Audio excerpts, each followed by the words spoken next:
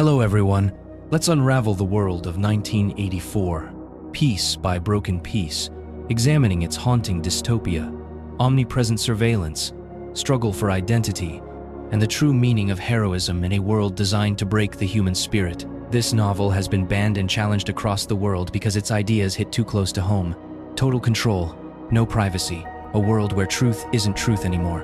For leaders who rely on fear and manipulation, like Putin or other authoritarian figures, this book is dangerous because it holds up a mirror. It forces people to question power. And for those in power, that's the biggest threat of all. In George Orwell's 1984, paranoia isn't a feeling, it's a way of life. When you're being watched all the time, every step feels dangerous. Every thought feels loud. That's the world of 1984.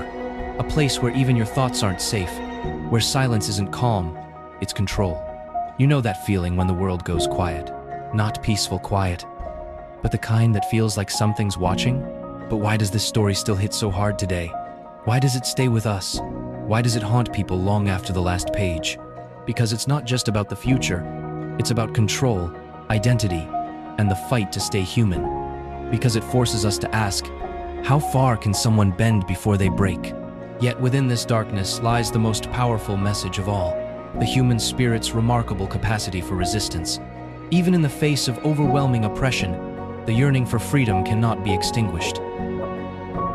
1984 doesn't just warn us about the dangers of totalitarianism, it reminds us that courage, truth, and love are the ultimate acts of rebellion in a world that seeks to crush individuality.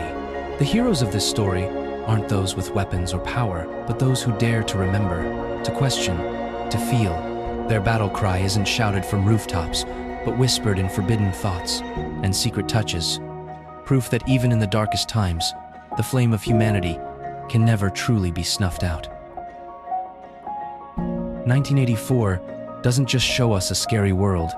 It builds one so deeply wrong that even hope feels illegal. This isn't chaos, it's order. A cold, calculated order. People don't just follow rules, they forget what it's like to think outside them. The government doesn't just want power, it wants your heart, your truth, and that's what makes it powerful. This dystopia isn't loud, it's quiet, constant, and soul-crushing. It asks, what happens when reality isn't yours anymore? Room 101 is the end of the line. It's not punishment, it's transformation. It isn't just pain, it's your worst fear.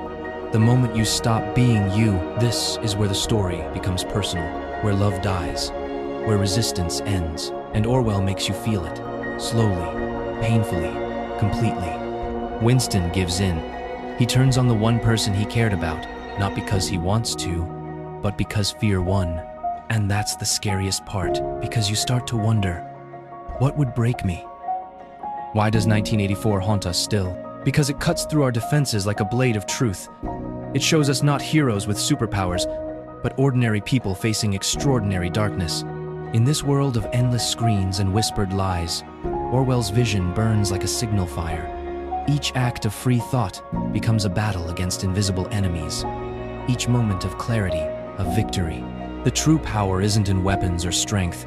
It's in refusing to surrender your mind when everything around you demands it. And that's where its literary value lies. 1984 doesn't just make you imagine a dark future. It forces you to ask, could this really happen? Are we already halfway there? It makes us reflect on power, truth, identity, and the terrifying possibility of a world where being human is the ultimate crime. That kind of story doesn't just stick with you, it shapes how you see the world.